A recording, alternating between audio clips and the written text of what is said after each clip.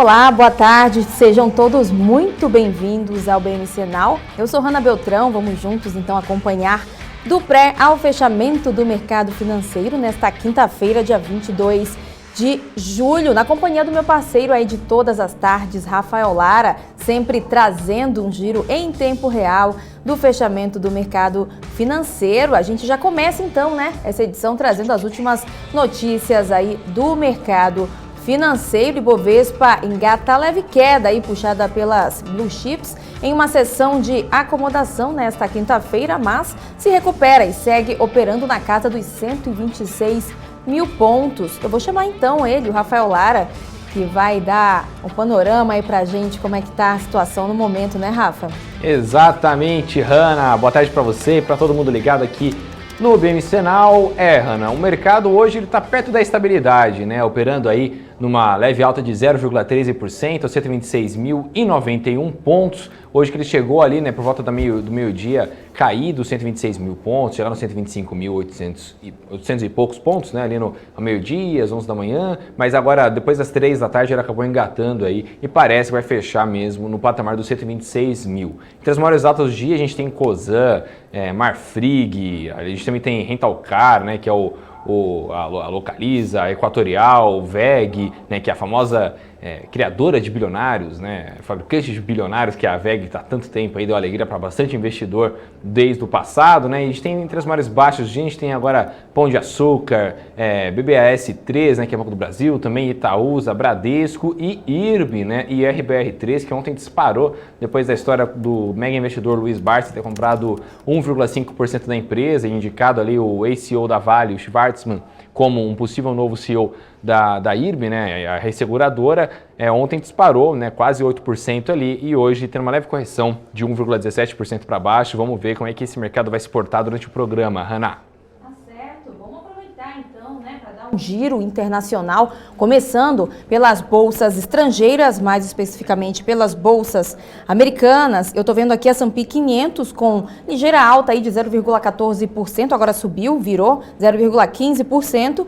Dow Jones também com alta aí, de 0,07% e Nasdaq com alta de 0,58%. Portanto, as bolsas americanas aí seguem caminhando aí com pequenas altas, Vamos dar uma olhada aqui como é que tá o dólar também, O dólar que tá subindo aí nessa semana, nesse momento com uma alta de 0,40%, sendo comercializado a R$ 5,20. Vamos dar uma olhada também no barril do petróleo, que começou a semana aí com alta de 7%, tá caindo durante a semana agora, mas agora a gente está vendo aqui que tem uma alta já expressiva aí de 2,02% e portanto, o barril do petróleo está sendo comercializado a $71 o barril. E ainda, de olho no mercado internacional, o procurador dos Estados Unidos afirma que algumas empresas chinesas não são confiáveis e que elas representam uma ameaça à segurança do país. Vamos então direto para os Estados Unidos com a nossa correspondente Giovanna Locatelli para entender um pouco mais sobre esse assunto. William Barr foi duro com as palavras e ele ainda apoia uma proposta que impede as empresas de usarem um fundo governamental de 8,5 bilhões de dólares para comprar serviços e suprimentos dessas empresas. A Comissão Federal de Comunicações deve votar esta proposta no próximo mês de novembro. Barr lembrou ainda que os promotores federais acusaram a Huawei de violações do embargo dos Estados Unidos no Irã, fraude bancária, obstrução de justiça e roubo de segredos comerciais. A ZTE se confessou culpada em 2017 de enviar ilegalmente cerca de 32 milhões de dólares em mercadorias dos Estados Unidos para o Irã. O presidente da FCC disse que a comissão não pode ignorar o risco de que o governo chinês busque explorar vulnerabilidades de rede para se envolver em espionagem, investir em malware e vírus e comprometer as redes de comunicação dos Estados Unidos. Os Estados Unidos ainda pressionam outros países a não concederem à Huawei acesso às redes 5G de internet e alegou que o equipamento da Huawei poderia ser usado por Pequim para espionagem, o que a empresa chinesa negou veementemente. Vários países da Europa disseram que, por enquanto, não vão fazer as restrições contra a empresa, mas que monitoram os passos e as investigações dos Estados Unidos. Giovanna Locatelli, dos Estados Unidos, para a BMC News.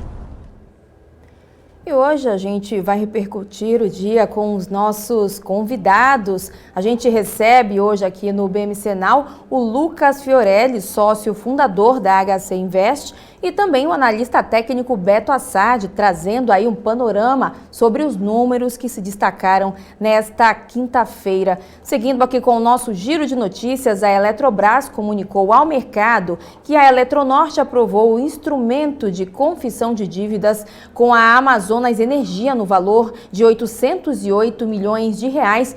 Então eu chamo o Rafa, que tem mais informações sobre esse assunto pra gente, né, Rafa? Hanna, o montante é referente até 6 de julho. Este é o quarto instrumento assinado entre a Eletronorte e a AME, somando ali 2,31 bilhões de reais. O acordo é referente a faturas de operação, manutenção e potências de contratos de produtores independentes de energia, vencidos entre novembro de 2020 e julho deste ano. De acordo com o comunicado, vai haver uma carência de 12 meses de juros, com um principal ali, né, encerrando em 30 de junho de 2022, o ano que vem. O prazo de amortização será de 60 meses e a taxa determinada pela variação do CDI acrescida de 2,75% ao ano. A garantia será o recebimento de créditos de sobrecontratação e mercado de curto prazo de aproximadamente 73 milhões e também 80 milhões de reais, respectivamente. Hanna. Obrigado, Rafa. O BTG planeja investir mais de 350 milhões de reais no agronegócio. O grupo deve comprar entre 12 mil e 15 mil hectares de terras nos próximos 2 meses.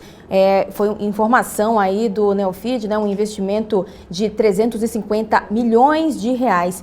De acordo com a publicação, não se trata da primeira incursão da instituição financeira no campo, já que em fevereiro deste ano e também no mês de maio, o banco fez investimentos de 55 milhões de reais no setor.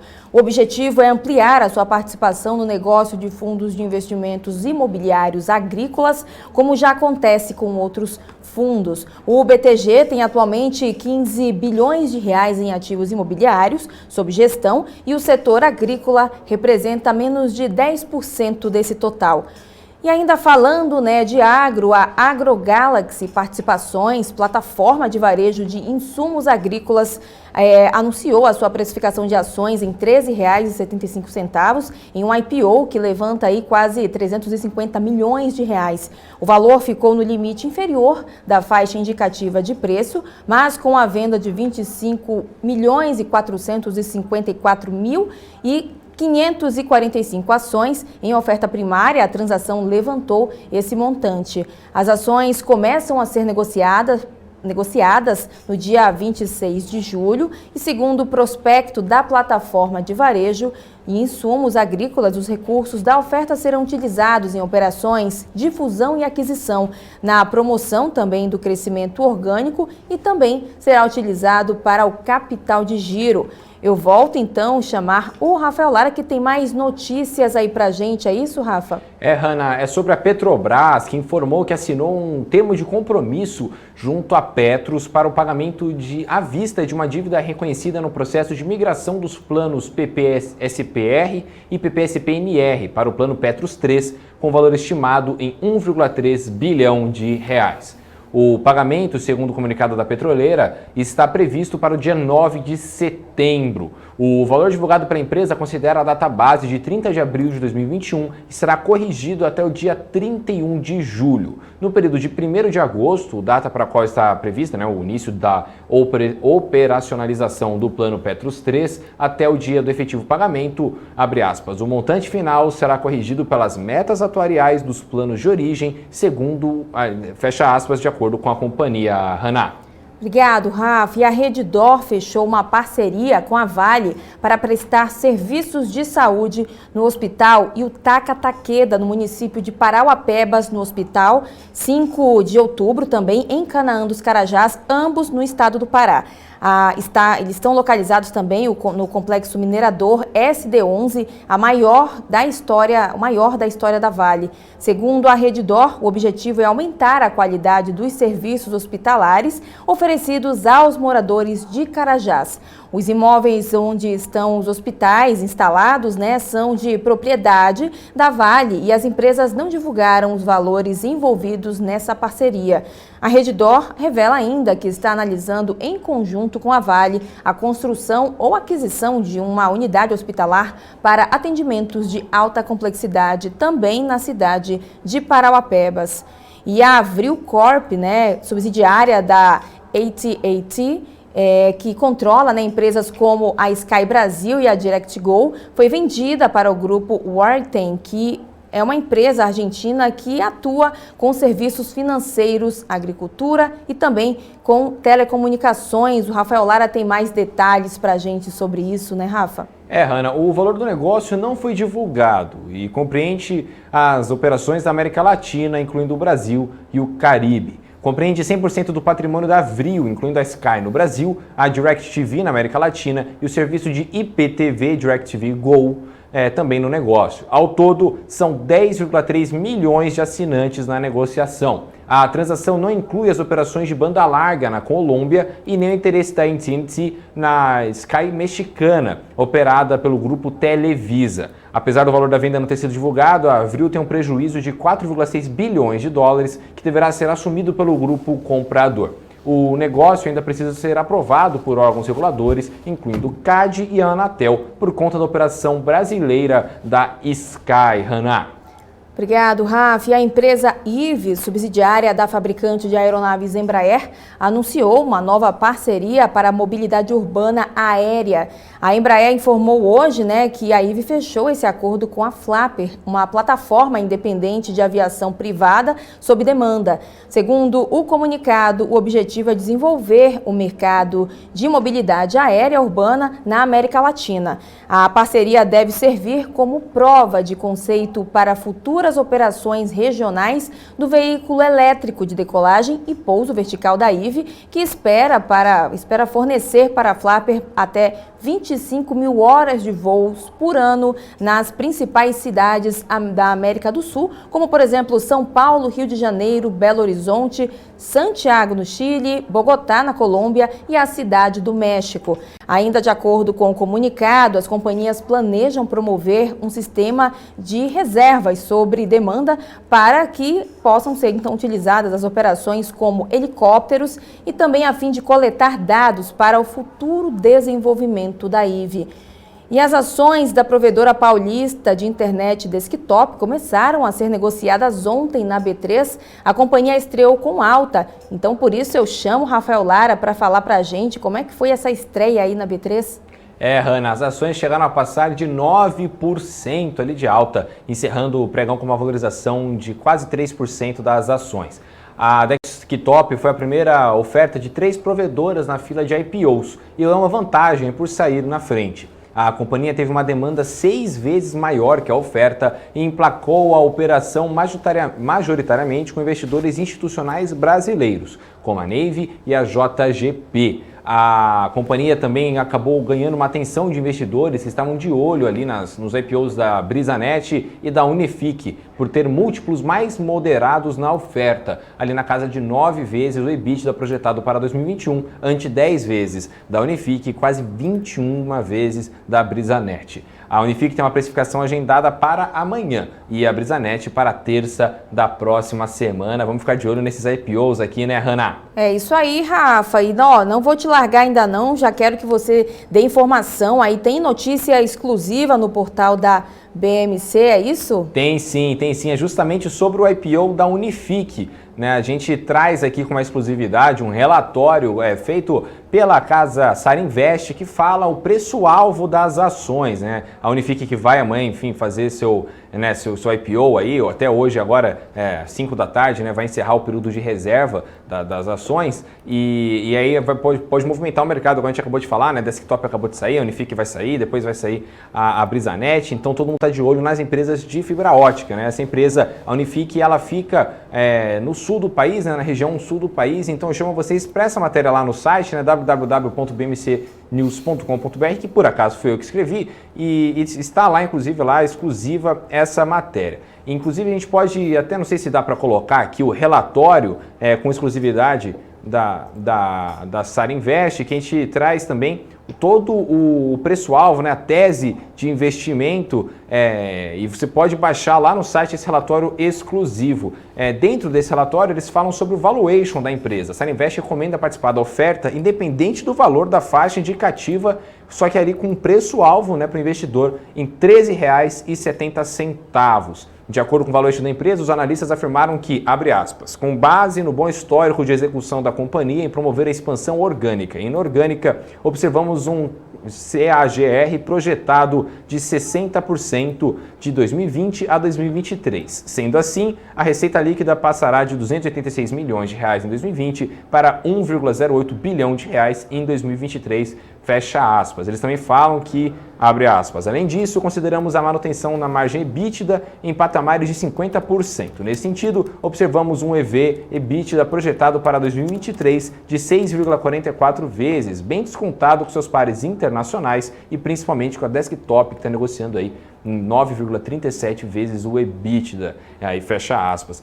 Então, pode ser, né, que essa movimentação aí promete bastante. A gente vai estar de olho aqui na BMC, né, Hanna, com todas as análises do mercado, todos os relatórios. Então, confiram lá no portal www.bmcnews.com.br, que tenho certeza que vocês vão adorar essa matéria. Já aproveita, já baixa lá o relatório, que ele está bem completinho, tem bastante coisa, viu? Olha, tem 6 páginas de relatório aí, tem até um termômetro super legal lá que eles fizeram, entre cenário pessimista, atual, preço-alvo, otimista, tudo para o investidor ficar bem informado aí na hora de tomar suas decisões. Hanna? É isso aí, Rafa, tudo completinho. Aí o Rafael já fez o convite para o pessoal dar uma olhadinha lá no nosso portal bmcnews.com.br, que está aí recheado de muita informação de qualidade. E vamos falar então, né, falando sobre o super ciclo das commodities. Hoje pela manhã, a Paula Moraes conversou no BMC News com o Felipe Paleta, sócio e analista da Monet Investimentos, que comentou sobre as altas das commodities. Vamos acompanhar o que eles comentaram sobre esse assunto. Discutir com você, né? Segundo dados do IBGE, em 2019, antes da pandemia, a maior parte das empresas exportadoras era do setor industrial, que teve ali uma relação muito direta com as matérias-primas, insumos e commodities. No primeiro semestre, as commodities puxaram as altas da Bolsa, mas enquanto alguns especialistas falam aí num super ciclo, outros acreditam que as altas são mais momentâneas e conjunturais. O que eu queria saber aí é a sua opinião, qual o seu posicionamento sobre commodities? Você acha que essas altas elas devem continuar aí no longo prazo ou os preços devem aí se estabilizar? É claro que é sempre difícil fazer esse exercício de futurologia, cravar se a gente de fato está vivendo um super ciclo, mas eu acho que a gente tem muitos fatores que favorecem um movimento contínuo de alta das commodities nos próximos anos, né, que sai ao longo dessa próxima década. E eu acho que algumas coisas justificam esse comportamento. Eu acho que o principal deles é a demanda que vem da China, né, a demanda chinesa deve continuar alta, lembrando que agora em 2021 eles comemoram 100 anos do Partido Comunista, eles têm esse objetivo, né, de se tornar uma potência econômica e com larga vantagem, e eles têm investido bastante em infraestrutura, aumentado a sua presença global, e eu acho que isso de forma generalizada pressiona a demanda por commodities. E eu acho que tem um outro fator que ele nasce por um fator bastante conjuntural, que é o fator da pandemia, os países se recuperando, a gente vê os planos trilionários de infraestrutura, especialmente o que o Biden tem conseguido articular, né, 3 trilhões de dólares a serem investidos nos próximos 10 anos, e eu acho que isso aumenta com certeza a demanda e já contrata uma oferta e uma necessidade de crescimento da oferta das commodities no curto prazo. Como a gente sabe que isso demanda também investimento em infraestrutura, isso pode pressionar muito positivamente as commodities. E eu acho que também tem um terceiro fator aqui, que é o fator climático, né? A gente sabe que a China tem metas agressivas para limpar a sua matriz econômica e a gente sabe que para construir aí usinas hidrelétricas, eólicas, painéis solares, você tem uma demanda muito grande por commodities. Então, para que essa transformação aconteça, e a gente já tem visto na Europa, as montadoras, por exemplo, com metas bastante agressivas de limpar completamente a sua base de veículos que são ofertados no mercado, isso já contrata uma necessidade de aumento na oferta por parte das empresas exportadoras e já tem contratado uma demanda. Inclusive, quando a gente fala também em commodities que não são ligadas a minerais, né, também de alimentação, quando a gente conversa aqui com as associações do setor e também olhando aqui os relatórios já de expectativa de crescimento da produção de produtos agrícolas, né, nos próximos 5 anos, a gente já tem contratado uma necessidade de crescimento da oferta de alimentos aqui no Brasil da ordem de 40% até 2025, 2026. Então, isso deve favorecer bastante esse comportamento das commodities. São agora, então, 4 horas e 54 minutos, estamos caminhando aí para o fechamento do mercado. Eu volto, então, com o Rafael Lara, que tem aí um panorama de como é que está a Bolsa no momento, como é que são os papéis também. Hanna, bom, agora são 4 horas e 53 minutos, como você bem disse, o mercado está operando na casa da neutralidade, né? Nesse momento subindo 0,10% aos 126.057 pontos. A maior alta do dia parece que realmente vai ser local web, né? LWSA3 subindo 5,64%. Em segundo lugar vem a Marfrig, que despontou, passou a Cosan e está agora fechando, né? Chegando perto do fechamento aos 3,29%. Cosan com 2,73%, Equatorial com 2,29% e também ali a grande Localiza subindo 2,31% nesse momento, passando agora Equatorial para, como de lei, né? Como costume, derrubar o apresentador bem na hora que ele vai falar as maiores baixas, os maiores altos aqui do dia. Ele faz uma movimentação só para acabar com o meu gráfico que estava aqui bonitinho. Bom, entre as maiores baixas do dia a gente tem aqui o Banco Inter, né, que está caindo hoje 2,5%. Pão de Açúcar em segundo lugar com uma queda de 1,84%. Azul 1,42%. Banco do Brasil com uma queda de 1,33% e também a Americanas caindo 1,47%. Passou o Banco do Brasil agora, então caindo 1,47%. Esse é o nosso Z5 de hoje. Já entre o dólar, né, a gente pode pegar aqui que ele está subindo hoje um pouquinho, né, 0,07% aos R$ 5,21, enquanto o índice Small Caps, ali, né, o SMLL, subindo 0,76% aos 3.118 pontos. Já o IFIX, né, o índice dos fundos imobiliários, caindo 0,11% aos 2.835 pontos. Parece muito que o mercado aí adotou hoje um ritmo de estabilidade, Hanna, justamente aí de olho nessa temporada de resultados que agora estão começando a sair. Geralmente é a calma antes da tempestade, né? Então, enfim, vamos dar uma olhada, vamos ficar de olho aqui no BMCenal, como é que esse mercado vai se portar nos próximos dias, né, Hanna? Com certeza, como sempre a gente de olho em tudo, né, Rafa?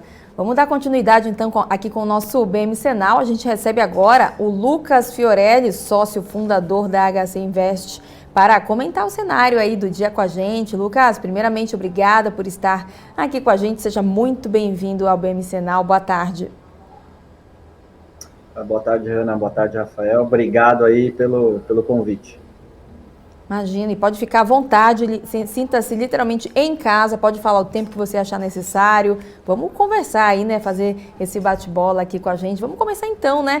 Queria falar um pouquinho sobre essa movimentação do mercado que tem tido aí uma certa volatilidade aí nos últimos dias. Queria saber como é que você enxerga, né, esses altos e baixos e também se o investidor deveria ficar mais conservador aí no curto prazo.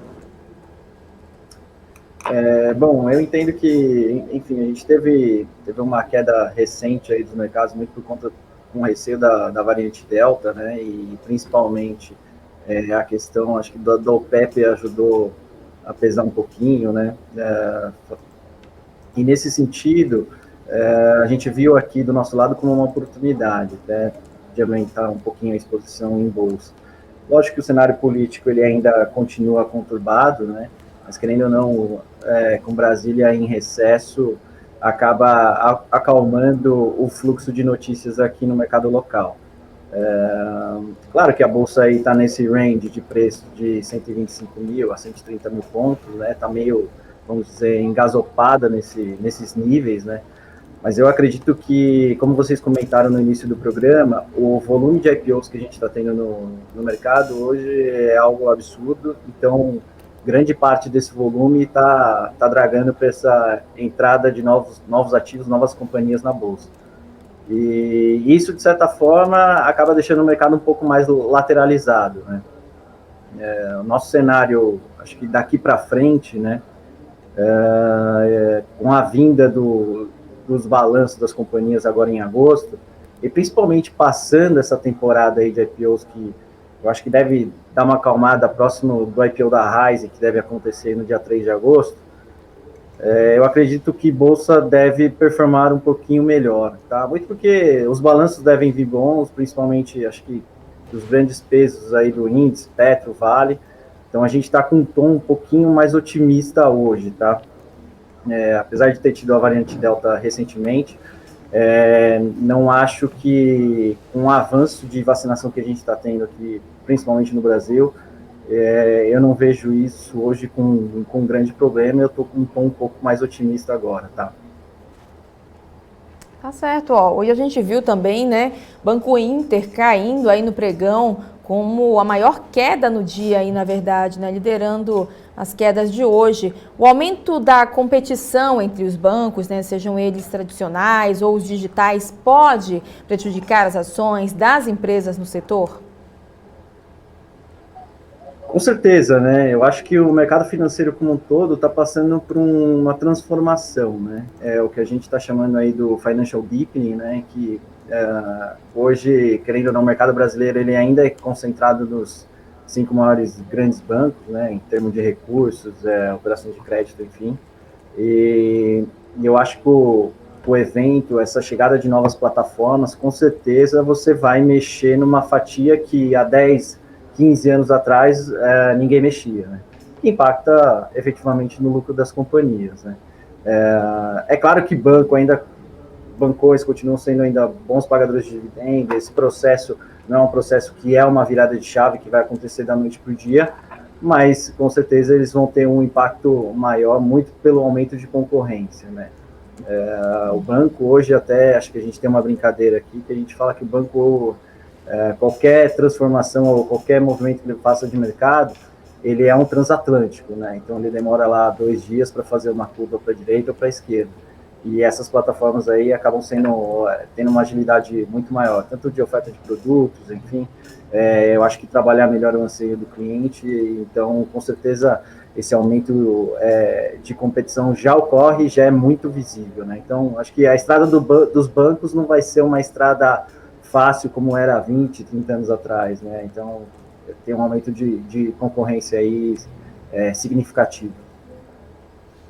Tá certo, ó. Eu vou passar a bola aqui agora para o meu parceiro Rafael Lara, que tem perguntas agora, né, Rafa?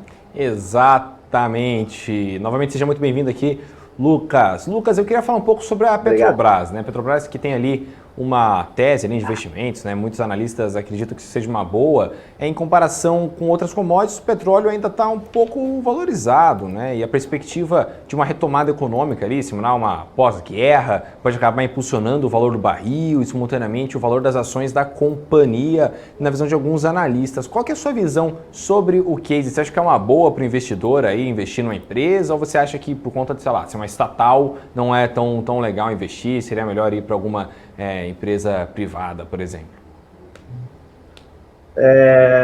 Petrobras sempre teve o risco desse fato, né, do Estado, né, de ser estatal. Então, eu acho que assim, se a gente olhar 5 anos para trás, o nível de Petrobras que ela está hoje, o nível que era 5 anos atrás, melhorou muito o cenário, né? Claro que o preço do petróleo, se comparado com, por exemplo, o minério de ferro, ele não andou ainda, né? Ele ainda está negociando aí a 70, 75 dólares barril. Então eu acho que tem espaço para andar sim. Acho que ontem até cheguei a ver um estudo aí de um banco estrangeiro com uma tese que Petrobras hoje é muito linkada com o ESG, né? Essa questão de sustentabilidade e tal. E eles estavam apoiando o fato de hoje você não consegue abrir um poço de petróleo com uma facilidade maior do que há 30 anos atrás, muito por conta dessa questão sustentável, energia renovável, e que, teoricamente, com um aumento da demanda que vai acontecer, que nem você falou, desses níveis de pós-guerra, né, teoricamente você vai ter um aumento de consumo de petróleo significativo. Então, e aí iria impulsionar os níveis de preço de petróleo. Tá? Nesse sentido, a Petrobras hoje, ela deve estar tendo uma geração de caixa muito forte, tá? Acho que uma geração de caixa bem robusta, então conseguiu diminuir uma desalavancagem de dívida importante, fora que tem uma projeção aí de pagamento de dividendos robusto. Tá? Isso eu acho que, acredito que para 2021, 2022, eu acho que ela entra numa política aí de pagamento de dividendos que, de certa forma, pelo que eu entendo hoje, se torna atrativo, tá? Ela negociando nesses níveis de preço hoje, eu acho que faz sentido. Aqui do nosso lado, do lado da XP, a gente gosta bastante também do case, da tese, e assim, o risco de petro estatal vai ter, não tem esse risco, a gente não vai conseguir diluir ele, né? Mas acho que nesses níveis aí que está hoje o papel, que ele pode entregar lá na frente, eu acho que tem uma simetria muito boa, tá? Tá certo. Agora eu queria falar sobre outra empresa aí gigante, né? A Vale, que tem um bom pagamento, né, de dividendos por conta da alta do dólar e dos altos preços do minério de ferro também, né? Que toda hora aí são impactados também pela China. Queria que você falasse um pouco sua visão sobre o case da empresa, né? Você acha que é uma boa ou você acha que essa volatilidade por conta das medidas, às vezes, do governo chinês podem acabar impactando muito aí o investimento do investidor, é claro?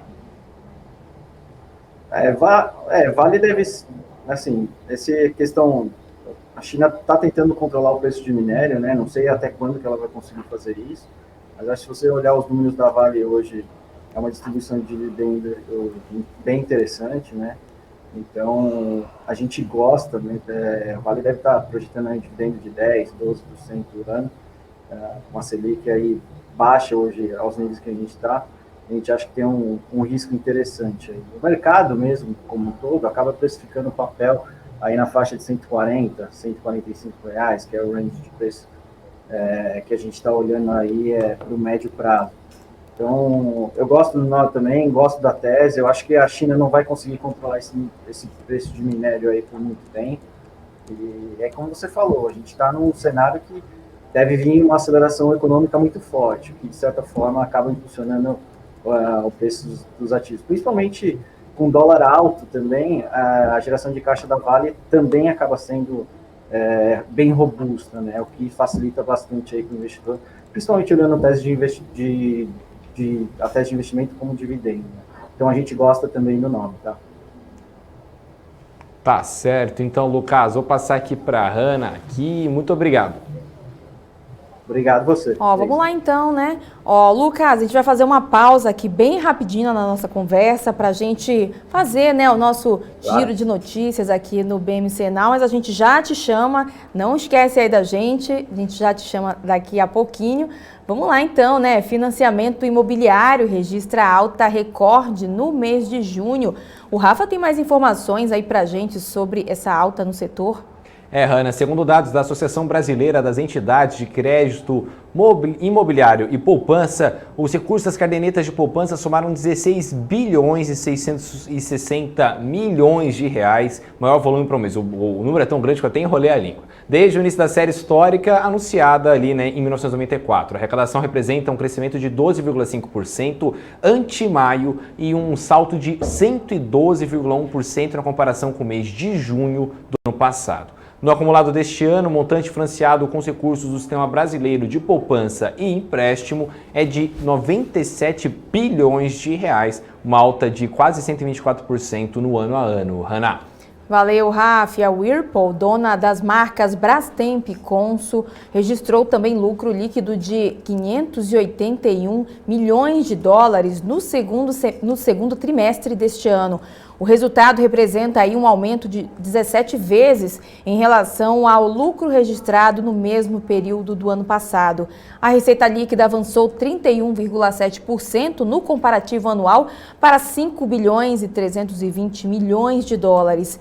Excluindo aí itens recorrentes, a receita da companhia somou 5 bilhões de dólares, uma alta de 28,3%. O lucro antes dos juros, impostos, foi de 607 milhões, de dólares entre os meses de abril e junho deste ano, que representa uma alta de 197,5% em relação ao mesmo período de 2020. O fluxo de caixa livre, que havia ficado aí no negativo em 873 milhões de dólares no segundo trimestre do ano passado, somou 769 milhões de dólares.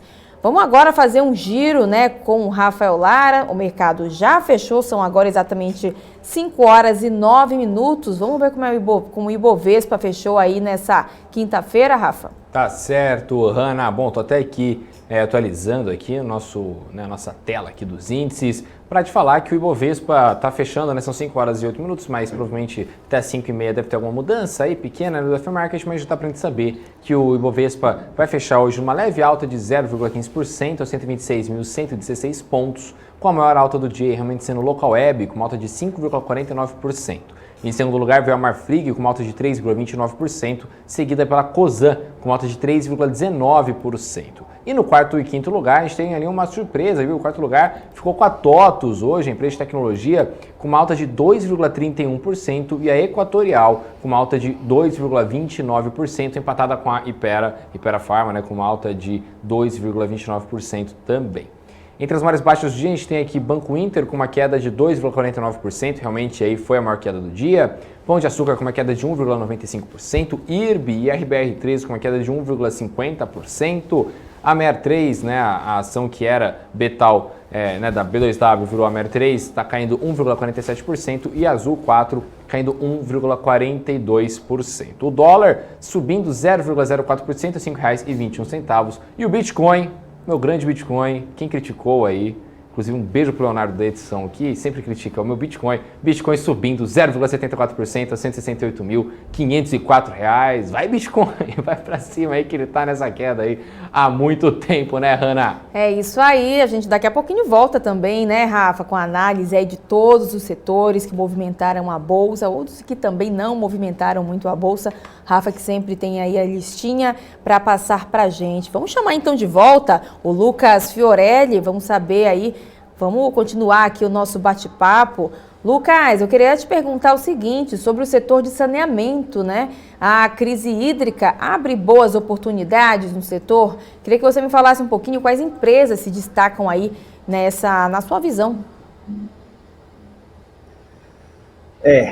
Como você disse, crise hídrica está aí, né? A gente está tendo um período aí de estiagem muito forte, né? Com as secas. Eu acho que para você fazer negócio bom na bolsa, você tem que ter um pouco de paciência, né? Você não vai conseguir comprar um ativo barato a céu de brigadeiro, né? Então você vai comprar na diversidade mesmo. Quando está com essa janela de oportunidade ou qualquer coisa nesse sentido, aí você consegue comprar ativo bom a um preço bem barato do que ele pode ser negociado, tá? Olhando esse viés assim, acho que a gente gosta bastante aqui de Sabesp, né? Sabesp é a empresa de saneamento aqui em São Paulo, então tinha até um rumor de que o governo Dória, junto com o Henrique Meirelles, ia privatizar. Parece que ficou em segundo plano isso agora, né? Mas eu acho que para uma empresa aí para longo prazo, eu acho que faz sentido o nível de carrego, tá? Ela caiu bastante, o papel que saiu lá de R$60, R$50, hoje deve estar custando na faixa aí de R$36, R$37. Então, a gente gosta. Olhar para longo prazo, eu acho que faz sentido, mesmo porque uma hora as chuvas devem voltar, esse nível de reservatório volta a estabilizar e, enfim, o setor como um todo é um setor resiliente, né, tende a ser um pouco mais perene. Tem um histórico bom de pagamento de dividendos, né, principalmente ainda se olhar por fora, uma Sanepar, que é uma empresa de saneamento lá do Paraná, tem um histórico de yield aí na faixa de 8%, 9% ao ano. Então a gente gosta, mas assim, vai ter que ter paciência com a tese, paciência com o case, porque não é de você comprar hoje, daqui uma semana o papel já está subindo, enfim. Você acreditar no segmento, acreditar no setor, e que eu acho que no longo prazo ela tende a performar assim. A gente gosta bastante. Tá certo, vou passar a bola aqui para o Rafael Lara, que já tem pergunta aí preparadinha, né, Rafa? Exatamente, Hanna. Bom, Lucas, queria falar um pouco com você sobre a lógica macroeconômica. Por quê? Porque a gente está numa pandemia ainda, né, querendo ou não, aí com a vacinação andando, mas tem também a variante Delta e também no ano que vem a gente tem eleição, né? O risco político sempre é imenso, essa instabilidade política é sempre imensa. Qual que é a sua visão aí, né, para o médio prazo, né, para o investidor poder se portar? Você acha que ele deveria ficar um pouco mais conservador aí, visando os próximos passos aí da economia brasileira? Eu tô com uma visão otimista, tá, Rafael? Vou te explicar o porquê. Na minha cabeça, o governo Bolsonaro está pensando em reeleição, né? Apesar dele negar, falar que não, mas ele está pensando nisso, e eu acho que uma alavanca importante para ele, questão de reeleição, é a economia. Então, daqui para o final do ano, eu acho que ele vai fazer uma agenda pró-mercado, teoricamente tente beneficiar ele, principalmente nas eleições do ano que vem, tá? Resumindo, ele não tem espaço para ter alguma atitude abrupta ou qualquer coisa nesse sentido, ou um escorregão, enfim. Então, o que eu acho que facilita a conjuntura também é a questão que os balanços das companhias devem vir bom, tá? Devem vir com números fortes. Então, a gente esquece, né? Lógico que ruído político faz preço na bolsa, enfim, atrapalha e tal, mas bolsa, companhia é resultado, né? É o que ela está entregando lá em relação a número, faturamento, EBITDA, enfim, qualquer coisa nesse sentido. Então, eu acho que os balanços devem vir fortes. Olha que o Bolsonaro não tem muito espaço para fazer muita besteira aí daqui para o final do ano, porque ele está de olho em reeleição. E na minha cabeça, eleições ainda não fizeram nenhum preço no índice, tá? Acho que pode começar a fazer preço aí, aumentar uma volatilidade no primeiro trimestre do ano que vem, algo nesse sentido, questão de terceira via, quem vai tentar disputar, enfim, acho que, mas para médio prazo aí, daqui dezembro, eu tô com um tom um pouco mais otimista, tá? Tá certo, Lucas, aí sócio fundador da HCI Invest com a gente. Hanna, vai daí. Vamos lá então, né, para a gente finalizar aqui a nossa conversa com o Lucas, são agora 5 horas e 16 minutos. Lucas, queria que você deixasse aí as suas considerações para os nossos telespectadores. Primeiramente, obrigado aí pela oportunidade que vocês deram aqui para nós da HCI Invest. Eu acho que é muito bom a gente poder compartilhar, principalmente informação boa, que eu acho que é o que vocês já fazem aí na BMC. Eu acompanho o canal, a gente deixa basicamente ligado aí o tempo todo aqui dentro do escritório. E eu acho que o investidor hoje, ele tem que, assim, aquele cenário de juros que a gente tinha, de 14%, 12% ao ano, que é basicamente a Disneylândia dos juros, eu acho que não volta tão cedo, né? Apesar da gente sempre teve um ruído político aqui no Brasil, eu acho que o Brasil ainda tem ótimas empresas com nível de governança corporativa excelente que a gente consegue alocar aqui, tá? Eu vejo que existem ainda algumas oportunidades na Bolsa e que daqui para o final do ano eu espero aí que a gente tenha um mar mais calmo e com resultados promissores aí para todo mundo. Tá certo. Obrigada, então, pela sua participação aqui com a gente. Espero que você volte mais vezes também para comentar o cenário do dia aí com a gente. Sinta-se já convidado para voltar novamente aqui no BMC Now, tá bom? Claro, muito obrigado. Obrigado pelo convite e estou à disposição. Tá certo, tá ótimo. Muito obrigada, Lucas. Obrigado. Vamos dar continuidade aqui com o nosso BMC Now, agora atualizando sobre o fechamento do mercado, mas agora com a análise setorial, a movimentação de todos os setores da Bolsa. O Rafael já está com ela aí preparadinha, né, Rafa? Exatamente, Hanna. Vamos dar uma olhada na nossa divisão setorial do Ibovespa, né, que hoje teve aí um dia de estabilidade, né, no momento que a gente pegou ali para fazer análise, no pré-fechamento do mercado, todos os ativos estavam com retorno de 0,12% positivo. Mas se você for olhar o gráfico, né, quase todos os setores, tirando os serviços financeiros aí, quase todos no verdinho, né? Os serviços financeiros caindo 0,88%, mas também ali empatando, né, com os serviços de utilidade pública, que subiram 1,07%, né, ficando nesse 0 a 0 aí.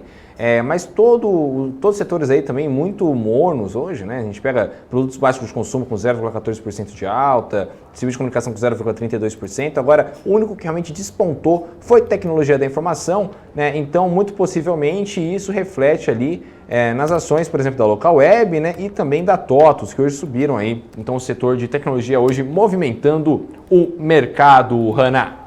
Obrigado, Rafa. O Banco Modal informou hoje que a sua subsidiária Eleven Serviços de Consultoria e Análise firmou acordo estratégico com a norte-americana Morningstar, e essa parceria, então, que tem início imediato, vai disponibilizar os serviços de pesquisa dessa companhia, o que inclui aí aproximadamente 500 empresas listadas nos Estados Unidos, 200 ETFs e diversos fundos de investimentos. E as mineradoras brasileiras elevam em 98% o faturamento do primeiro semestre. O resultado é puxado pela aceleração do dólar e a evolução dos preços do minério de ferro. Vejam na reportagem.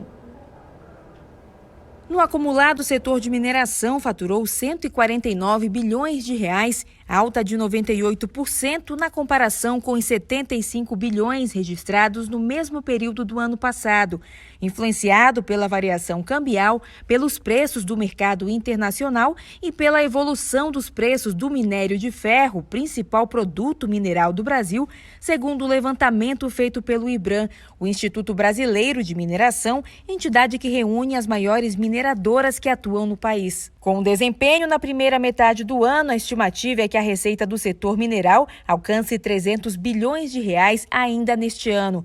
Já a produção comercializada no setor teve uma alta menos expressiva, passando de 525 milhões de toneladas no primeiro semestre do ano passado para 535 milhões de toneladas no mesmo período deste ano. De acordo com o Instituto, o minério de ferro é o principal produto do setor e a alta dos preços no mercado internacional da commodity foi um dos principais fatores que influenciaram no bom desempenho da receita das mineradoras.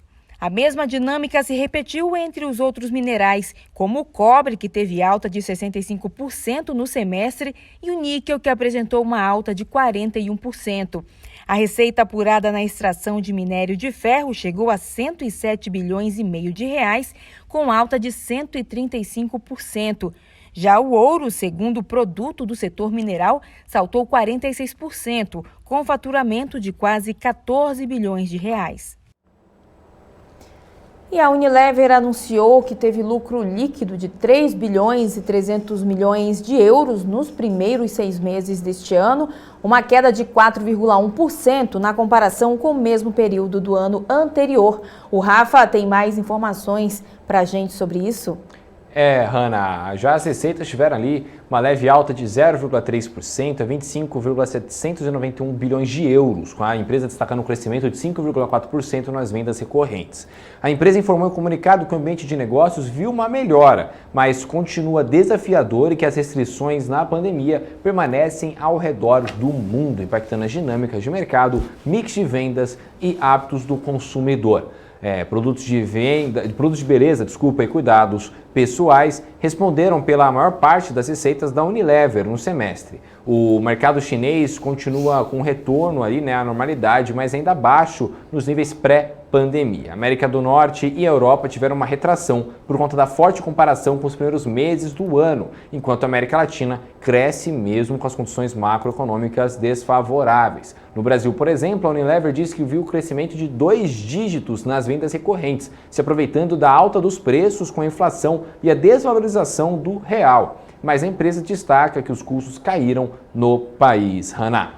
Obrigado, Rafa. E falando um pouco, sobre os impactos da reforma tributária na indústria de fundos de investimentos, hoje pela manhã, a Paula Moraes conversou no BMC News com o Fábio Coelho, presidente da AMEC, que avaliou aí os impactos de questões políticas no mercado de investimentos. Vamos acompanhar.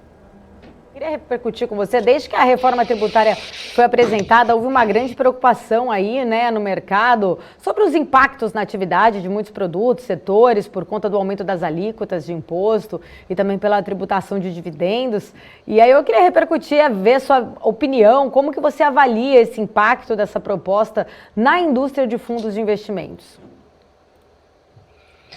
Paulo, acho que essa é uma excelente pergunta. Só para colocar aqui em contexto, né? Aqui dentro da MEC, conversando com os investidores institucionais, a gente praticamente parou outros projetos para discutir reforma tributária, tá? Principalmente a parte da reforma, óbvio que pega ali aplicações financeiras. A expressão que a gente tem usado aqui nos debates internos é que se a proposta original, tal como ela saiu, fosse aprovada, a gente teria uma disrupção no mercado de fundos de investimento hoje aqui no Brasil.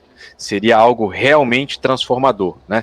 E aí, quando você tem uma reforma dessa envergadura, você começa a ter aquela famosa peregrinação de cada um dos setores econômicos indo a Brasília para ir lá justificar por que o seu setor é mais importante do que todos os outros no Brasil e na galáxia, e isso acaba dando um pouco do tom, né, de quão difícil é você fazer uma reforma dessa natureza, tá? Só, assim, eu sei que esse assunto já foi até extensamente debatido aqui dentro da BMC News, né, mas assim, para colocar em perspectiva do que a gente está falando aqui, né? Quer dizer, a reforma foi fatiada, a gente teve uma primeira parte que enviada no ano passado, e agora a gente está falando aqui desses ajustes de alíquota, tanto de imposto de renda para fundos, quanto a discussão se vai ter comicotas ou se não vai ter comicotas, essa discussão dos dividendos, que eu acho que, na minha opinião, é o ponto central, principalmente do que a gente está debatendo aqui dentro da MEC, e aí explico por quê, tá? Essa é uma parte geralmente um pouco mais invisível para o investidor, né? Quer dizer, uma vez que ele faz uma aplicação em fundo, ele não sabe o operacional, como funciona ali dentro. Mas até para dar um pouco da leitura nisso, né? Dentro de uma asset, de uma gestora, você tem o que a gente chama das camadas de fundo. Você tem um fundo maior, onde os ativos ficam ali dentro, que o pessoal chama de master feeder. Embaixo dele você tem outros fundos, o pessoal chama ali dos FICs ou os feeder funds, que vão comprando cotas desse fundo maior lá em cima, né? E aí o que acaba acontecendo é que ao você estabelecer uma estrutura de dividendos para fazer uma retenção de imposto, você tem um ônus operacional das gestoras de acompanhar para cada CPF se ele recebeu dividendo, se ele é isento ou não, quanto é que ele tem que pagar de imposto, que hoje isso não existe na indústria. Então, a gente conversou com o Ministério da Economia, sensibilizou, só que junto com a gente, né, a indústria financeira, você tem todo o resto do Brasil indo lá também, olha, isso aqui vai apertar, isso aqui não vai funcionar, tem problema operacional, isso aqui atrapalha as empresas, isso aqui mexe no crescimento. Então, eu acho que a dimensão de uma complexidade de você fazer uma reforma tributária dessa natureza, que tem seus méritos, a gente precisa reconhecer, né, ela busca reduzir imposto de pessoa física na alíquota de isenção, né? Quer dizer, você vai beneficiar ali, salvo engano, um pouco mais de 6 milhões de pessoas que estaria nessa base da pirâmide, mas na indústria financeira, Paulo, eu nem entrei aqui naqueles assuntos de fundo imobiliário, se vai continuar isento, que esse debate aqui a gente já viu e etc.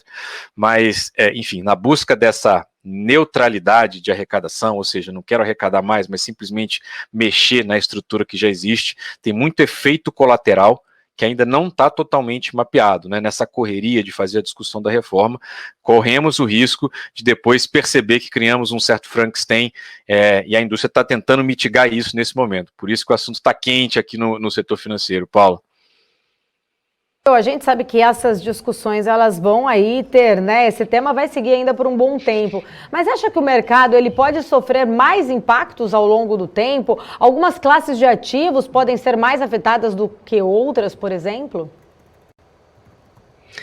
Sim, Paula, a gente está percebendo aqui uma possível, que a gente chama aqui de distorção alocativa entre as classes. O que é? Né? Se eu começo a tributar mais uma classe em detrimento de outra, você pode ter aquela corrida pelo ouro, né? Quer dizer, todo mundo indo para uma classe só, buscando ali algum incentivo tributário, né? Então, só para dar um exemplo disso, quando a gente viu na proposta original aquela discussão de você pegar aquele diferimento de investimento em relação ao prazo, você deixasse até 6 meses, até 1 ano, você saía de uma alíquota de cerca de 22,5% e caía, digamos assim, no investimento acima de 2 anos, numa alíquota de 15%.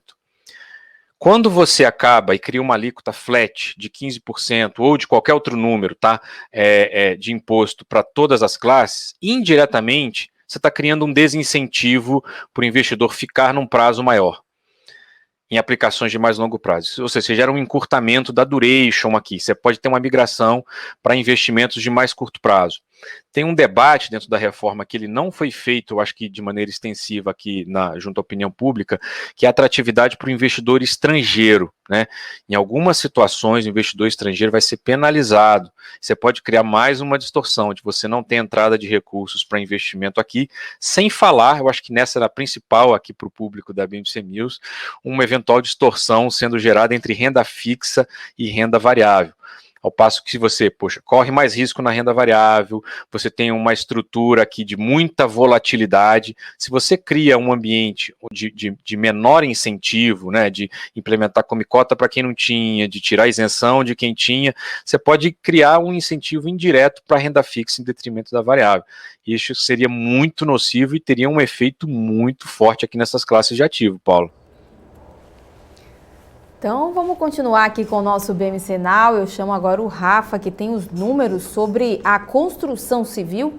Hanna, o Índice Nacional de Custo de Produção, medido pela Fundação Getúlio Vargas, registra uma alta de 17,34% em 12 meses, um índice muito acima da inflação oficial de 8,35%. Apenas um dos itens, o vergalhão, por exemplo, acumula uma alta recorde de 32,92%, o maior patamar desde o início do Plano Real. Em junho, o custo da matéria-prima foi apontado pela primeira vez como o principal empecilho aos negócios das empresas de construção, de acordo com os dados da sondagem de construção, também da FGV.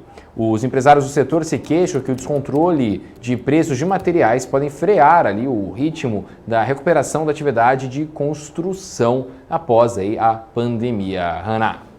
Obrigado, Rafa. A Daimler, responsável pelo controle da Mercedes-Benz, planeja investir mais de 40 bilhões de euros até 2030 para disputar concorrência com a Tesla, fabricante aí de carros elétricos. A montadora alemã anunciou hoje a construção de 8 fábricas de baterias com o apoio de parceiros, visando aí a ampliação da produção de veículos elétricos. Ainda de acordo com a companhia, a partir de 2025, todas as plataformas de veículos serão voltadas para a motorização elétrica. E a Robinhood é multada em 30 milhões de dólares por falta de compliance. Segundo um formulário divulgado hoje também, a unidade de cripto da Robinhood antecipou, na verdade, essa multa após uma investigação do estado de Nova York, em relação a esse compliance financeiro e também em relação à cibersegurança. O investigador do Departamento de Serviços Financeiros do estado de Nova York começou a investigar a Robinhood no mês de julho do ano passado, após receber uma série de assuntos que exigiam aí uma certa atenção, com foco principalmente em problemas relacionados à anti-lavagem de dinheiro e também sobre cibersegurança. A unidade cripto da empresa concordou em pagar a multa milionária e informou ainda que vai ficar mais atenta de agora em diante. E ainda, falando em criptomoedas, eu vou chamar ele, o Rafael Lara, que está sempre por dentro do assunto, sempre sabendo aí o que está acontecendo no mundo dos criptoativos, Rafa? Vamos ver agora como é que está a cotação do Bitcoin, que você já falou aqui no começo do Now, que o Bitcoin tá bonito, tá agradando o público. Agradando vai ser quando ele voltar aos 300 mil reais, O que está acontecendo hoje é uma resposta, A gente torce, para quem gosta de criptomoeda, gosta de acompanhar, torce para que ele volte ali a ter alguma graça, Bom, nesse momento ele está numa alta de 0,74% aos R$ 168.504, E o dólar hoje, por exemplo, que influencia, obviamente, a cotação do Bitcoin, está com uma leve alta de 0,01%, Fechou aí aos R$ 5,21. Então, muito provavelmente essa alta do Bitcoin também é somando aí a moeda estrangeira hoje.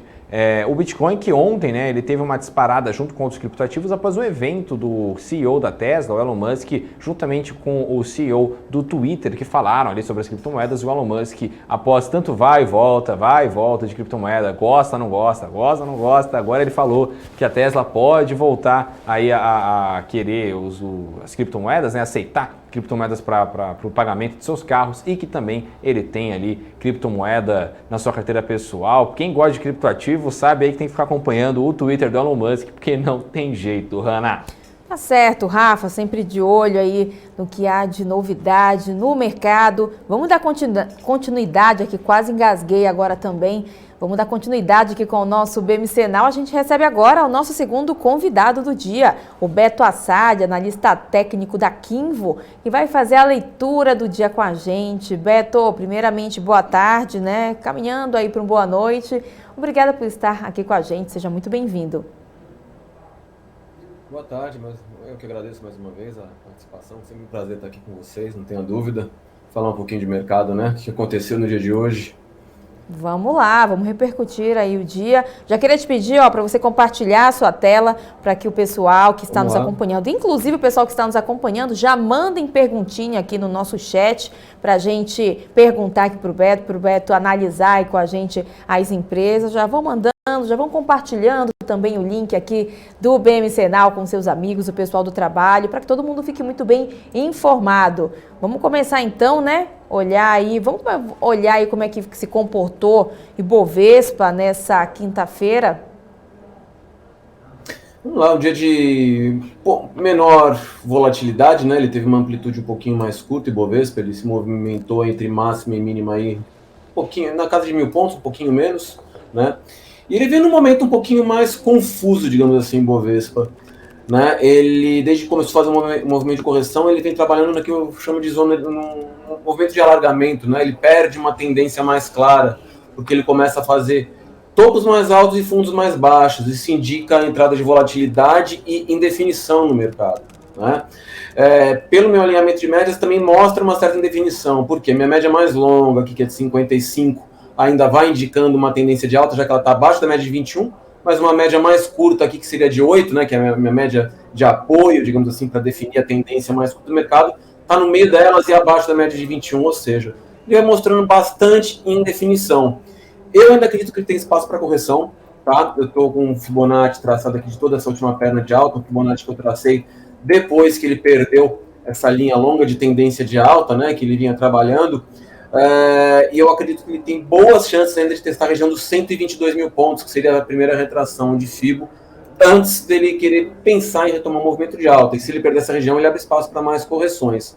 Se ele conseguir mostrar força aí, digamos aí, para ganhar o topo anterior que ele fez, a máxima que está marcado do dia 14/7, ganhando novamente 130 mil pontos, ele pode indicar para a gente uma possibilidade de teste aí da máxima nos 131 mil pontos, mais ou menos. Mas o momento dele é de bastante indefinição, tá?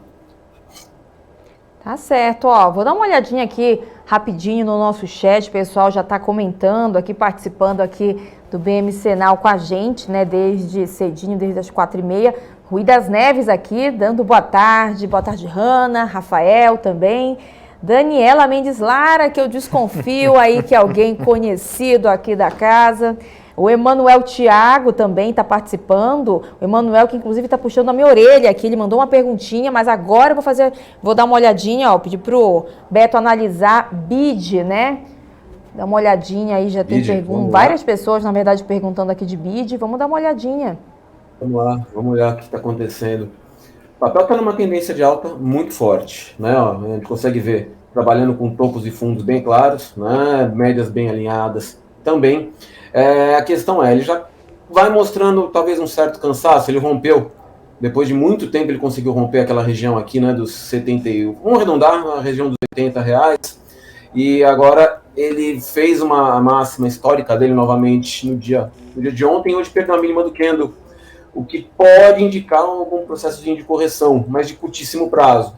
Ele vai começar a ficar um pouco mais complicado caso ele venha perder esse último fundinho aqui, a mínima que fez no dia 19, lá na região dos R$79. Se ele fechar abaixo dessa região e perder a mínima, ele pode indicar para a gente um processo de correção. Mas vai mostrando força. Acho a entrada agora um pouquinho arriscada, já que ele já vem fazendo um bom movimento de alta, né? Já engatou algumas pernas aqui bem interessantes, mas deixa eu ver o IFR dele máximo que ele fez. Já está trabalhando com o IFR um pouquinho esticado, lá na casa dos 80, mais ou menos, mas se ele conseguir romper essa máxima, né, dos 87, ele abre espaço para continuar subindo ainda, tá? Só não vejo entradas muito claras no momento, acho bem arriscado. Se ele vier perder então essa mínima do 79, né, se fizer um fechamento abaixo dessa região, eu vejo que ele pode, ou pelo menos ele já sai de uma tendência de alta mais clara, né, pelo menos por topos e fundos ele começa também a entrar naquele cenário, como descrevi Ibovespa, né, de fazer topos mais altos e fazer fundos mais baixos.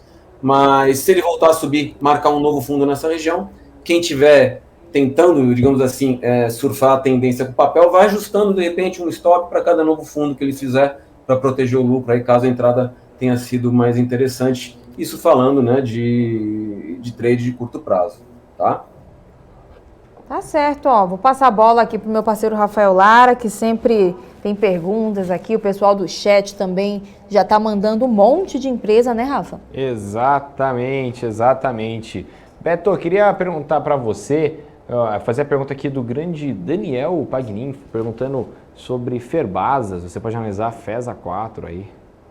FESA 4, claro, vamos lá. Que tem pra gente ver em Ferbasa. Tá parecida, né, com a que a gente viu em vídeo agora. Papel muito forte também.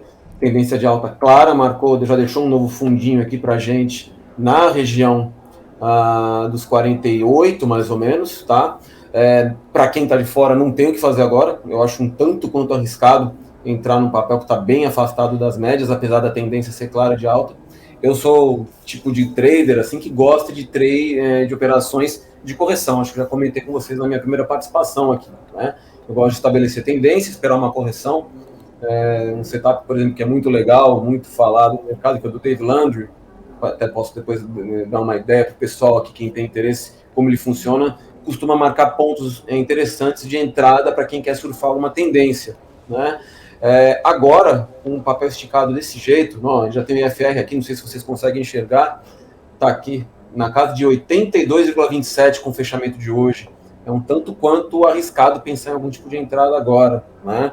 Para quem não gosta de devolver nada e não tem medo de fazer uma reentrada, né, caso o papel faça uma correção, pode começar a querer, de repente, né, se for de curto prazo, apertar o stop para cada mínima, já que ele está um pouco esticado. Se quiser ser um pouquinho mais conservador, eu acho que se ele vier a perder a região dos 48, aí sim ele perde uma tendência de alta mais clara, aí é melhor esperar um novo sinal mais interessante. Mas está muito forte o papel. Certo. E o Nelson Andrigic perguntando, e o Bitcoin do Barsi e RPR3, se você puder analisar para a gente aí, o grande IRB. Famosa IRB. Famosa IRB. Vamos lá. Papel, inclusive, estava aqui nos papéis que eu queria comentar com vocês, por fazer alguns movimentos que eu considerei bem interessantes da semana passada para cá. O papel que viu numa tendência de baixa, clara, tentou perder um fundo muito importante aqui na região dos 5,63, perdeu isso fazendo um zigue-zague descendente, né? Mas já fazendo um cenário que eu adoro para tentar caçar fundo, né? Eu falo que eu prefiro muito operar a favor da tendência, mas para compras de longo prazo, né? Aí é outro viés. É sempre tentar pegar o mais barato possível, né? E o que a gente tem aqui? É algo que eu falo, que eu adoro, né? Mostrar para as pessoas, que é o famoso sinal de divergência.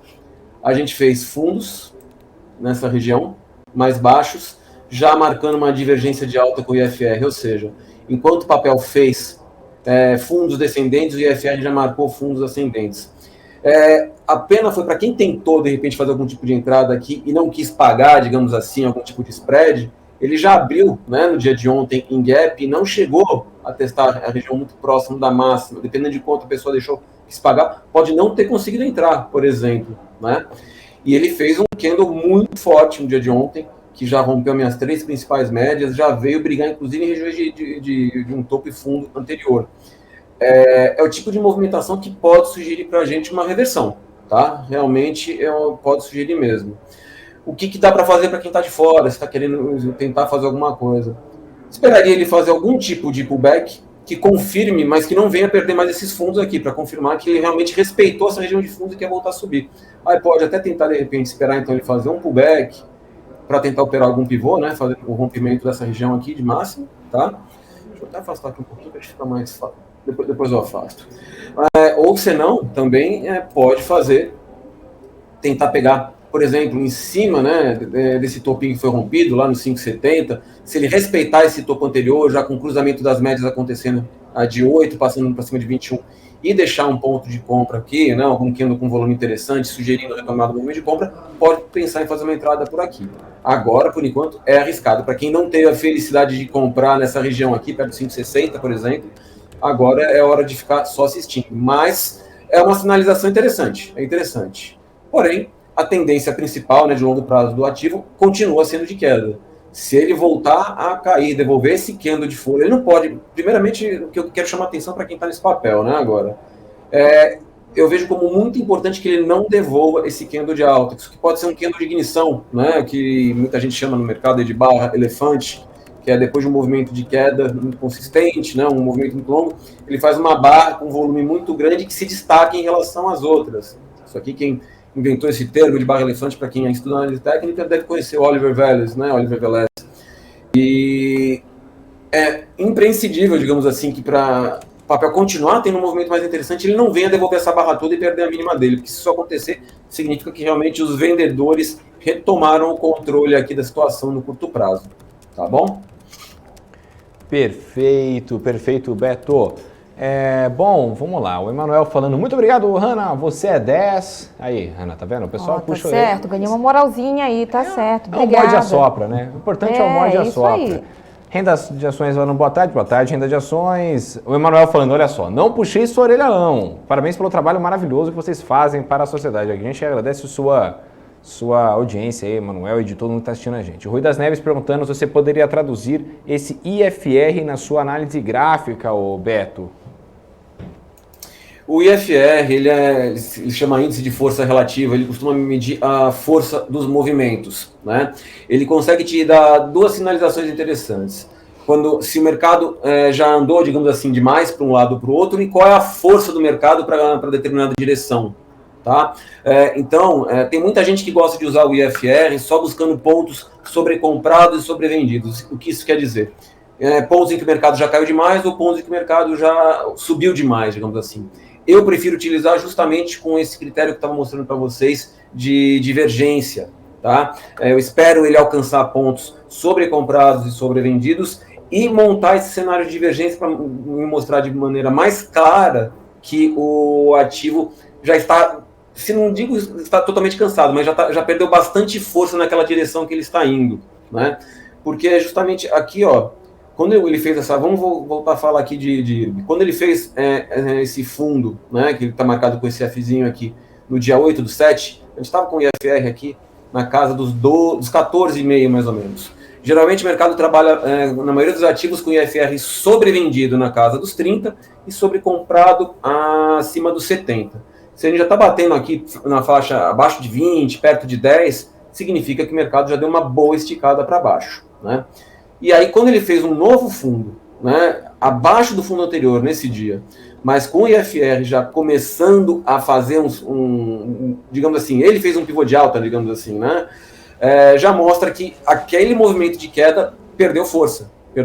Então, eu costumo falar que para quem gosta de misturar, tá, análise fundamentalista para escolher bons ativos e gosta de utilizar análise técnica para determinar pontos de entrada, misturar essa questão das divergências, né, de baixa com a seleção de bons papéis costuma gerar ótimas entradas de buy and hold de longo prazo para investidores, porque você está comprando, quem é um buy and holder quer comprar sempre o mais barato possível, né? Não é o que um trader geralmente faz, né?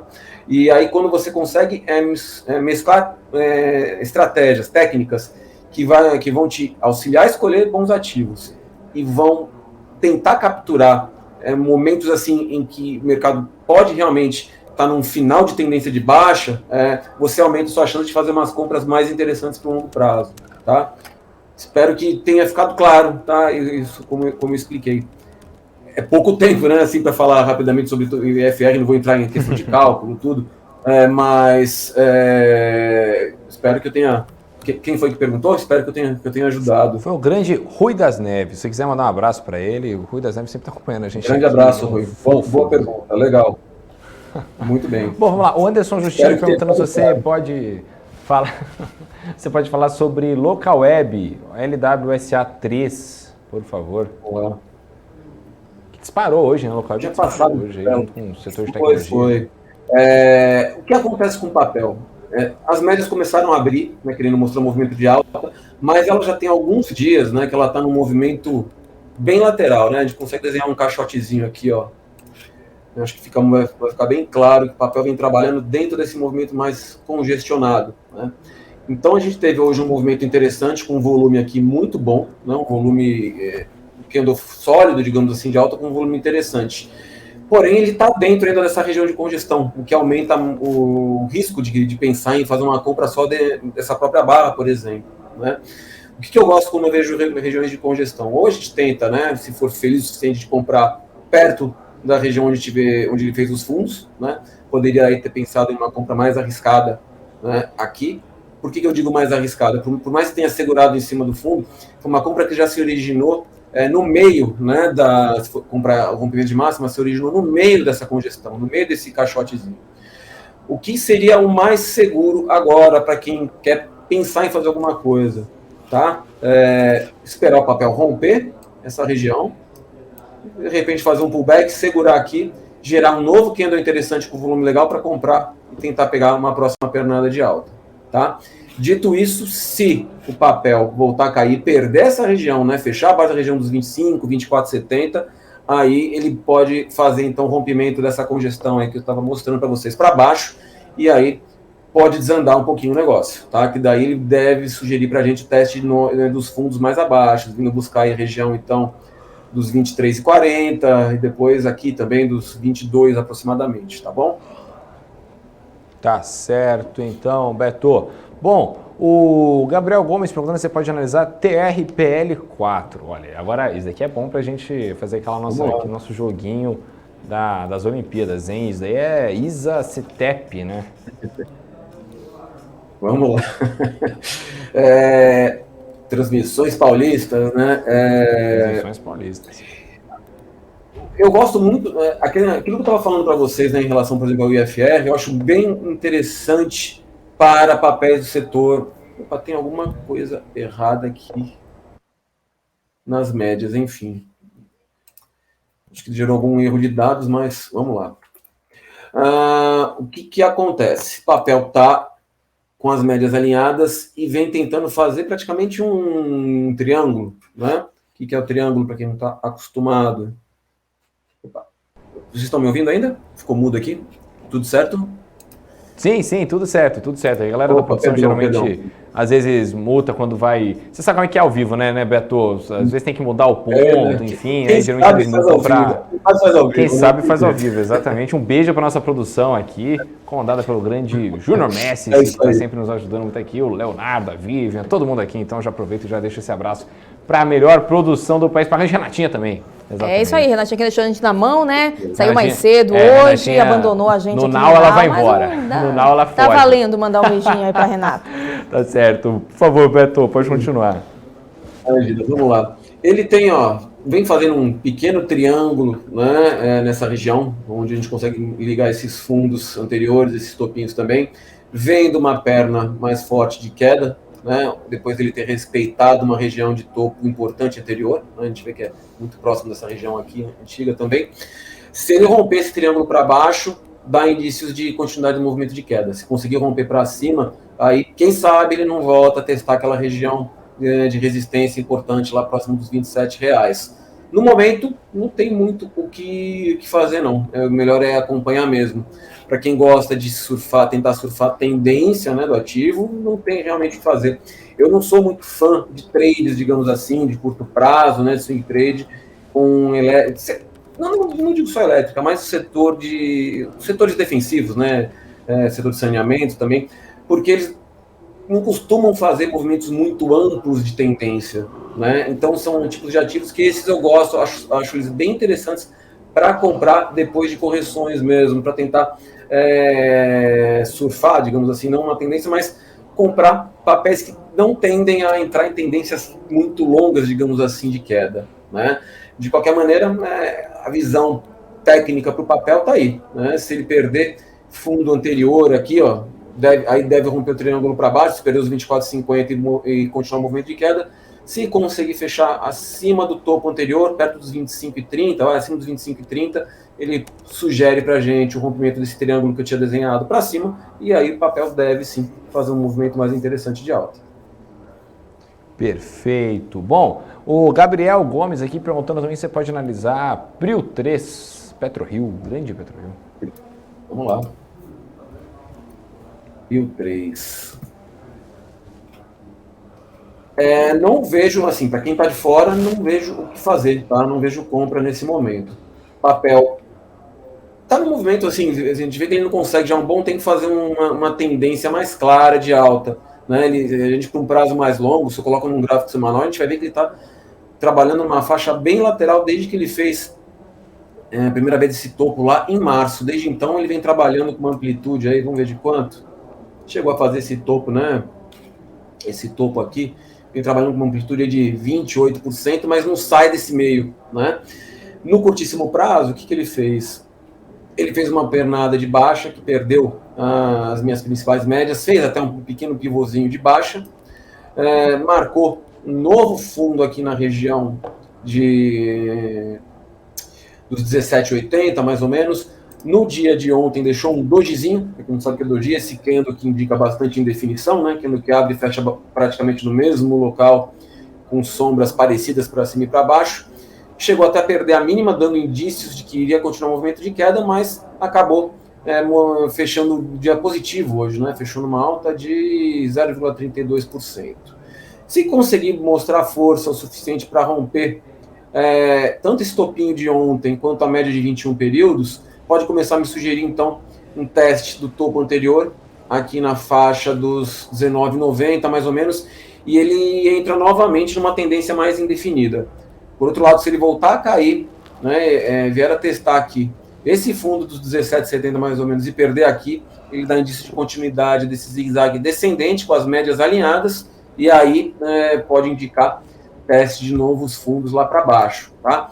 Mas a gente vê para um prazo maior, vamos até colocar aqui no gráfico semanal rapidamente para vocês terem uma ideia. Aqui acho que fica bem claro para a gente como o papel está congestionado, né? Ou seja, ele sobe, desce e não sai do lugar, né? Apesar de ser amplo o movimento, né? Quase 30%, como a gente viu. Mas é o tipo de papel que está numa movimentação interessante para quem gosta, né, de vender topo, tentar vender resistência e comprar suporte, né, dessas que não saem do lugar, tá? Então, de repente, para o gráfico semanal, ele está mais interessante, ele fica mais claro, fica um pouquinho mais bonito. Para quem gosta de comprar só com base nas médias, por exemplo, se ele fechar do jeito que está agora, né, amanhã fizer mais um dia positivo, o rompimento da máxima no gráfico semanal até pode gerar uma compra, né, com stop abaixo da própria mínima do candle semanal. Eu gosto de usar stop de fechamento, né, ou seja, não só de violação, porque stop de violação costuma dar, às vezes, muita falha, né, que a gente chama de violino aí no mercado. Vale, de repente, tentar uma compra aqui. É uma compra ousada, né, mas acreditando que ele vai voltar a testar a máxima histórica aí na região lá dos 22 aproximadamente, tá? Tá certo. Agora, Beto, para a gente já encaminhando para o encerramento, né, já são 5h55, antes da produção vir aqui puxar minha orelha, queria perguntar se você pode analisar para a gente aí o IBR3, por favor, a ação aí, o maior holofote, acho que a ação, um holofote do mercado é o IBR3, que está sempre aí, né, na boca do povo, mas está caindo ultimamente, né, Beto? Depois do evento, deu uma despencada na ação, né? Meu Deus. Na verdade, é o que eu falo, né? Para quem fala que buy and hold é comprar e esquecer um papel, o IBR3 é exemplo claro de que a gente não deve fazer isso, né? Buy and hold não é comprar e esquecer, né? Por mais que você acreditasse na empresa há muito tempo no que diz respeito aos números dela, ela já vinha decepcionando há muito tempo, né? Entrou numa tendência de baixa de longuíssimo prazo, né? Deixa eu botar no gráfico semanal até para mostrar. Ela entrou nessa queda aqui bem violenta, tentou, né, em alguns momentos alinhar as médias para cima, tentando dar sinais de que iria voltar a subir, mas nunca conseguiu se estabelecer de novo de maneira mais clara. Depois de todas as notícias, né, envolvendo aí digamos assim, o fatiamento, né, da empresa, que ela começou a se desfazer para conseguir sobreviver, ela deu uns sinais interessantes de retomada de um movimento de alta, mas agora já começa de novo a azedar o humor, né? A gente vê que já depois de ter alinhado as médias no gráfico aqui semanal, já alinhou de novo elas, quando eu digo alinhar para cima, perdão. A gente vê que ela já alinhou para baixo de novo, já vai trabalhando no gráfico semanal com topos e fundos descendentes e médias alinhadas, e ficou muito feio, né? Essa última pernada de queda aqui mostra realmente muita gente pulando fora do ativo, tá? Não vejo compra de maneira alguma no ativo a partir de agora, tem que tomar bastante cuidado. No gráfico diário já tem um bom tempo que ele não dá um sinal mais interessante de compra, né? A gente vê que ele até tentou fazer movimentos de zigue-zague ascendente em algum momento, mas ele não, sempre com as médias aqui pressionando para baixo o ativo, né? E para cada topo importante que foi feito no papel, ele não conseguiu mais ganhar esses topos, né? Mostrando realmente uma força de venda, né? Uma tendência de baixa muito poderosa. Então, para quem está no ativo, muito cuidado, não tem muito o que fazer em pensar em compra agora. O que a gente pode ver vou até aumentar o prazo de voltar para o semanal de novo para ver quais são os próximos suportes, né? Ele já bateu em cima de uma região antiga, importante, que era um gap que tinha sido aberto aqui em julho do ano passado, um gap do ano passado que não tinha sido fechado, tá? Eu lembro que eu falei bastante desse gap aqui, inclusive, no ano passado, no início desse ano. Ele fechou, né, agora esse gap. Não chegou a fechar? Praticamente fechou, né? É um ponto importante aqui. Se ele conseguir segurar por aqui, até pode dar uma respirada, mas a movimentação que ele vem fazendo essa semana, ainda mais se fechar feio do jeito que está, bem próximo à mínima, e vier a perder uma mínima aqui, indica a continuidade desse movimento de queda. Aí, próximos suportes... Ô, gente, perdão. Fica tranquilo, ao vivo perdão, gente. Assim mesmo, viu? O importante Exatamente. É que não foi aquele áudio do WhatsApp com vídeo, né, que parece geralmente de um gatinho fofo, que às vezes pode acabar vazando no ar e deixa a pessoa um pouco constrangida, principalmente apresentadores. Mas eu vou aproveitar, inclusive, Beto, já antes que a produção puxe a minha orelha da Hanna aqui, para pedir para você voltar a sua câmera. Eu estava aqui, eu adoro análise técnica, quando o Beto vem aqui é sempre um prazer enorme, inclusive... se você puder já voltar a sua câmera aí para a gente já ir se despedindo, porque são 5h59 já aqui no horário de Brasília. E aí o grande Júnior aqui da produção pode vir aqui, me dar umas porradas aqui, né? Porque já estamos chegando às 6 horas. E aí o grande BMC Talks do Marco Saravalho já vai começar daqui a pouquinho. E se puderem colocar a gente aqui na câmera aqui. Beto, eu queria agradecer, viu, sua participação aqui hoje. Seja muito bem-vindo, sinta-se muito à vontade aqui no BMC Now. Uma honra enorme tê-lo aqui conosco, né, Hanna? É isso aí, ó, a gente já começa se despedindo aí do Beto, mas semana que vem a gente se encontra de novo, né, Beto? Quinta-feira aí, mesmo bate-horário, mesmo bate-canal, tô aqui com vocês, tá bom? É isso aí, tá certo então. Obrigada, Beto, aí pela sua análise. Valeu, sempre gente. Muito precisa aqui no BMC Now. Então, já começo me despedindo, já me despedi do Beto, agora vou me despedir também do Rafael Lara, né? A produção já está puxando a nossa orelha aqui. A gente se encontra, então, amanhã no BMC Now, né, Rafa? Exatamente, Hanna. E lembrando que você pode sempre nos acompanhar no nosso portal, www.bmcnews.com.br. Não esqueçam daquele relatório lá que eu falei, viu? A matéria está bem boa, com relatório exclusivo lá da Série Invest. E nas nossas redes sociais, @bmc.news. Siga a gente lá, que hoje, inclusive, tem live de fechamento de mercado com o Alex André da Série Invest e o professor Alexandre Cabral, prometo que vai estar imperdível. A gente se vê amanhã, né, Hanna? É isso aí, tá feito o convite do Rafa e o BMC Now fica por aqui. Fique agora com o BMC Talks com o Marco Saravalho. Uma ótima noite para você e a gente se encontra amanhã às 4h30 novamente. Tchau, tchau.